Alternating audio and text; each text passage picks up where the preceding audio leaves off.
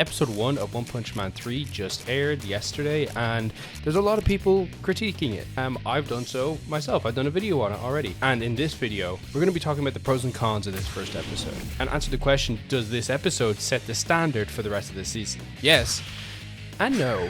At its best, this episode shows that JC Staff is sticking to the source material almost 100%. Almost everything in this episode of the anime is almost one-to-one with that manga.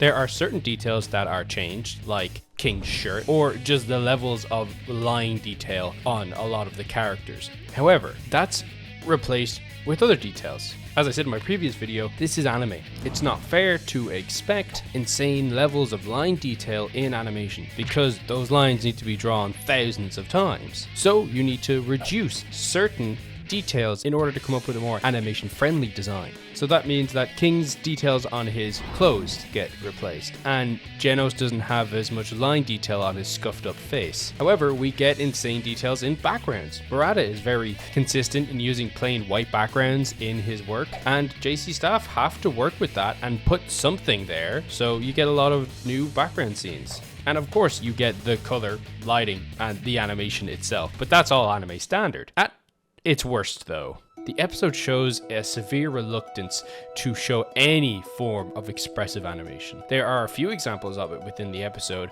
but they entirely cut out a short action sequence for unknown reasons. Most likely to cut down on costs so that they can animate more important fights and scenes later in the series. See, they don't have a lot of time to work on this. They've been working on it for less than a year, whether that's due to negligence on JC Staff's part, or whether the publishers are continuing their streak of completely and consistently messing up the IP that is One Punch Man in scheduling and advertising. In every single capacity, they fumble this bag every single time, even though it's been twice. But still, all I'm saying is that Shueisha do not have a good track record with One Punch Man. So in this video, we're going to look into all the details about the removed content and what we can take away from this episode and actually apply to what later episodes might actually look and sound like. So the main critique is once again the lack of animation and the fact that JC Staff cut an action scene within the first episode.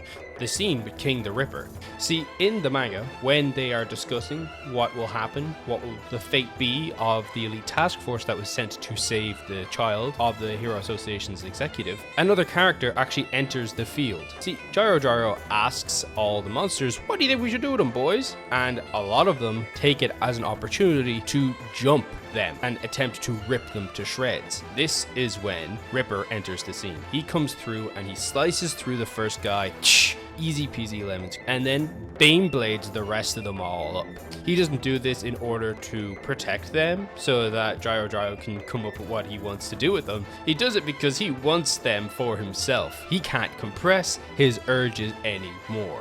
He then sticks his blade to their captain's forehead and starts to toy with them, saying that he longs to hear human cries again, and that if Gyro lets him kill them, he'll be a good little boy until the rest of the heroes arrive. In the manga, this is what prompts G5 to actually speak up and say, these guys are a better asset to us if we keep them around. Their battle suits are, set to them as individuals. So they're not going to work on anyone else if we kill them, and if we turn them into monsters, it also won't work on their body. So these assets are most valuable alive, we just have to brainwash them. That's when Gyro steps in and says, give them the Super S, because she can turn them into slaves. These guys, by the way, when she turns them into slaves, they don't get turned into monsters. They're just brainwashed. The reason why they rage out, it's because they are breaking their armor, but not the suit. The suit is like the latex skin suit that they wear on the inside.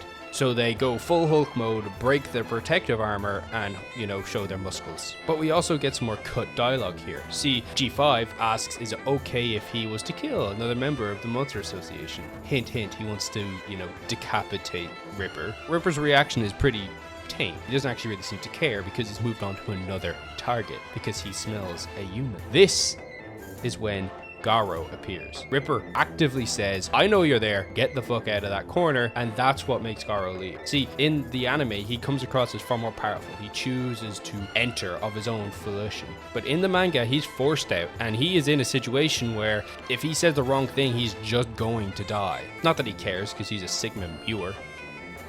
So essentially that's everything that was cut from the episode. It's actually quite a lot, but realistically it doesn't actually affect the longevity of the story, and it doesn't add more long-term context to the story.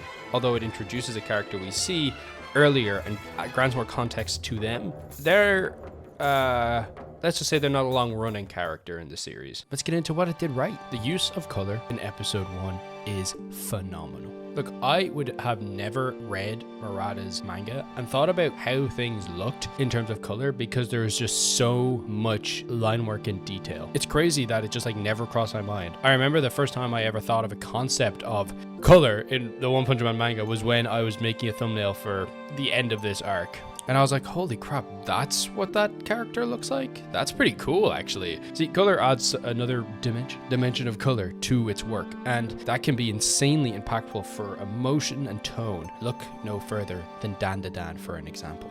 Dan is like the biggest piece of media that has used color to set tone in such a creative way. The team designs distinct palettes for each, theme. The supernatural aliens screw in cold blue and grays. Spirits push up the warm green, yellows, and reds. You can actively feel the tone of the creatures or zone that they're fighting in at just a glance. It's also a really creative way to hard that tone, switching to more naturalistic writing, to a neon polarized color to signal either grave danger or serenity, romantic, horror, or action. Something you can do without dialogue or sound effects simply by changing the color of what you're looking at. And that can be seen in One Punch Man. See, Garo is so unsure of his situation in these scenes, and the atmosphere reflects that. He is in a dingy, dark, green corridor, unsure of his future or what situation he's really walking himself into. And what's he watching? He's watching sort of a performance. Everyone is in the gallows looking down, watching Gyro and the other monsters. And the color of the background really makes that scene feel like a coliseum. Although certain walls and things are lacking in detail, it's not like that was in the manga. Like, if you look at these two shots, I actively can't pick one that has more or less detail because, well, yeah, this one has more physical detail, but this one has this color and vibrancy and tone that this one just could never do because, well, it's black and goddamn white. Although the scenes at the start of this episode might seem sort of flat, you can actually really appreciate the colors also used in these scenes. See, they use cold blues and, dreary colors to display the fact that this is like a really negative environment to be in. These guys are talking about like the future as the world as we know it, and it's not looking insanely hopeful for the Hero Association in these moments. But the second there is a ray of hope, right? When we're talking about how we're going to counteract the monsters, we cut to the 3 S-Class heroes, and they're in this bright, luminous environment, showing off almost in environment alone the presence that they have and the impact that they can have on the plot. And then obviously there's the color design of when My Mask confronts Atomic Samurai and he's just pissed, showing this purple emotion of disgust. Everything else color-wise is pretty much standard play, but these few examples genuinely, like, if it's just me, then it's just me, but I felt that the use of color in this episode was really good, and if this is what we have to look forward to, if we have an action shot with these color grades, I am going to pop off. So the lack of animation isn't something that we can realistically ignore, right?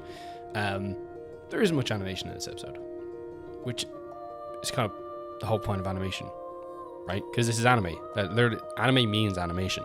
So if the whole point of this medium is to see an animated version of our source material, then yes, it's very valid to be upset about the fact that there isn't much in this episode. It's just a shame that they decided to cut the elements that had those animated or action scenes in them.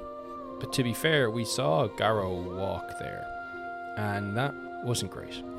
It was quite bad, actually. But to be fair, we're going to have some jank shots in every anime. But Here's hoping that this episode was a budget episode. Mainly because there isn't much action in these 2 chapters. There just isn't. It's such a exposition heavy section of the story. And because they're already rushing through this chapter, you can very easily see why they would decide to cut those elements. Those are the most hard to animate. They would take the most time and would have the least payoff in the long term. That being said, I do dislike that they're not there. There's other elements that we could have removed. And I do appreciate the fact that they have added other graphics in areas where they weren't in the manga. When the Tatsumaki visual comes up for when she destroyed the Blizzard group. That was pretty funny.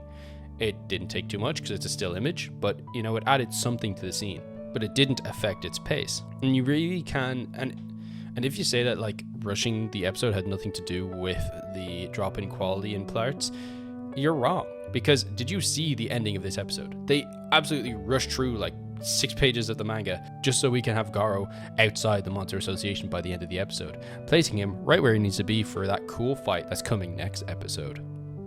But that's all I have time to talk about here today, unfortunately. I could yap about this for ages, and I will in the coming week. So please leave any comments or suggestions for videos in the comments below. I genuinely would really appreciate any form of feedback, and please subscribe, all right? I'm trying to make YouTube work, and the past few weeks have made me think that this is a real possibility for me. So I would really appreciate any and all support. Thank you. I appreciate the fact that you took the time to watch this video.